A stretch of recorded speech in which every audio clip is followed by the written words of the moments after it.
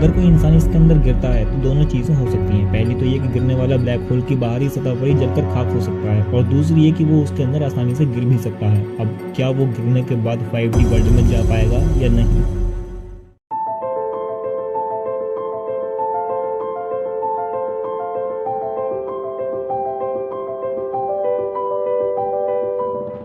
Black hole space में एक ऐसी जगह है जहां ग्रेविटी बहुत ज़्यादा होती है, इतनी ज़्यादा कि लाइट भी इसके बाहर नहीं निकल पाती। ब्लैक होल अदृश्य होते हैं, जिन्हें कुछ खास इंस्ट्रूमेंट्स जैसे कि स्पेस टेलीस्कोप की हेल्प से आसपास के एबनॉर्मल बिहेवियर को देखकर ही पता लगाया जा सकता है। इसके खोजकर्ता कार्ल श्वार्ज़चिल्ड और जॉन व्हीलर हैं।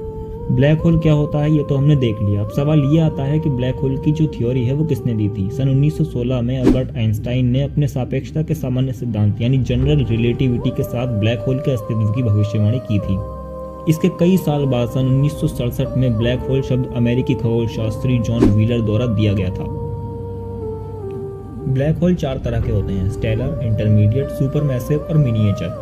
मैं श्योर तो नहीं हूँ, पर शायद हर एक गैलेक्सी के सेंटर में एक ब्लैक होल होता है, और पृथ्वी से लगभग 26,000 लाइट ईयर्स दूर और मिल्की वे गैलेक्सी यानी आकाशगंगा के सेंटर में एक सुपरमैसिव ब्लैक होल धनु ए, जिसे सेज ए स्टार भी कहते हैं, की पहली पिक्चर इवेंट होराइजन टेलीस्कोप यानी EHT के खगोलविदों द्वारा निकाली गई थी।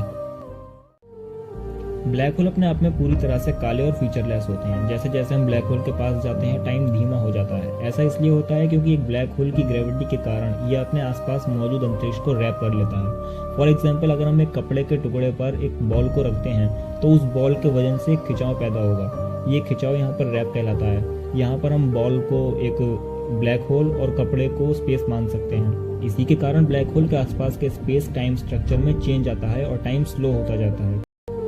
ब्लैक होल में फिजिक्स का कोई नियम काम ही नहीं करता। मतलब ये कि यहाँ टाइम और प्लेस का कोई मतलब नहीं होता। यहाँ बस ग्रेविटी और डार्कनेस है, और जो मैं पहले भी बता चुका हूँ, इसकी ग्रेविटी इतनी शक्तिशाली होती है कि इसके खिंचाव से ये लाइट को भी अवशोषित कर लेता है। मतलब ये कि इसमें जो भी डाला जाए वो इसमें चला जाता है और बाहर नहीं निकल पाता। जब कोई विशाल तारा अपने अंत की ओर पहुंचता है तो वो अपने ही अंदर सिमटने लगता है। धीरे धीरे वो भारी भरकम ब्लैक होल बन जाता है, और फिर उसकी गुरुत्वाकर्षण शक्ति इतनी बढ़ जाती है कि उसके प्रभाव क्षेत्र में आने वाला हर ग्रह उसकी ओर खींचकर अंदर चला जाता है।